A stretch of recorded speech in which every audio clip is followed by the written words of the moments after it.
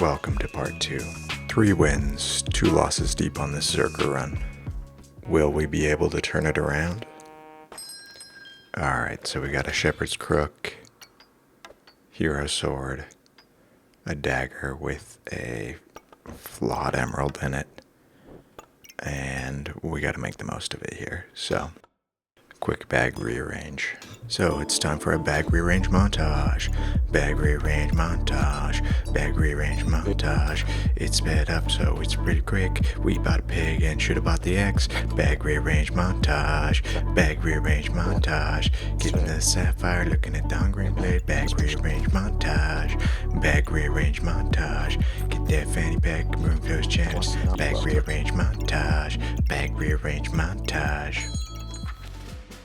And after making virtually no improvements to the combat power of our board, we are back in the battle phase.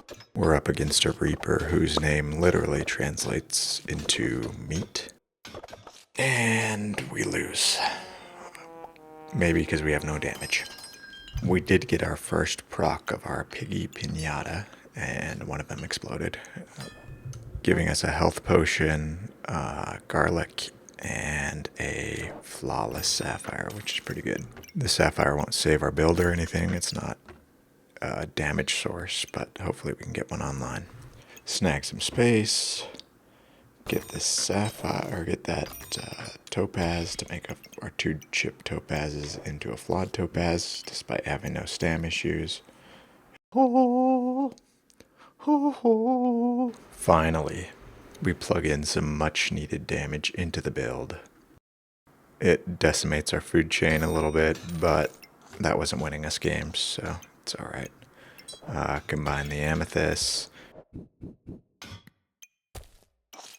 Quick look over and we're off to the battle phase. And we're into the battle phase. First, I want to eat Mr. MOCHA. I googled this and the first result was a mugshot of the Tiger King for some reason. He has even less damage than me. Look at his stupid little broom just sweeping me for 2 damage a hit. Pathetic.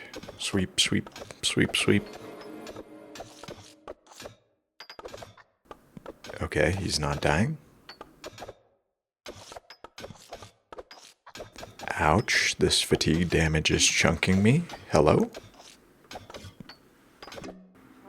And that brings us to 4 losses in a row. Pretty disastrous mid-game, and I once again question all my choices. 2 tries left. It's time to turn things around. We get the shaman masks and are immediately rewarded. You got a nice little badger rune. It's just going to make me attack faster. You can really see how my mistake in the early game of making that Gloves of Haste into Dragon Claws is really hurting us now. We have 2 weapons, but they each only have 1 slot and no armor to put any slots in. Whereas if I combine those 2 gloves into that hero sword, we have a falcon blade, which has 2 slots. It juices our hungering blade because it gets the attack speed, and overall just a better outcome had I made that. Hindsight is perfect though, so we play on adapting to our subpar choices. Spend way too long thinking about these flawed amethysts, which aren't going to benefit our build whatsoever. We don't even have any armor to put them in, so reroll, pick up a nice little stamp pack on sale, which you'll love to see. I'm tempted by the emerald, but saner heads prevail, and we get the elephant rune for the chance to stun. Taking out the flawless sapphire from the hero sword because it wasn't doing much for us.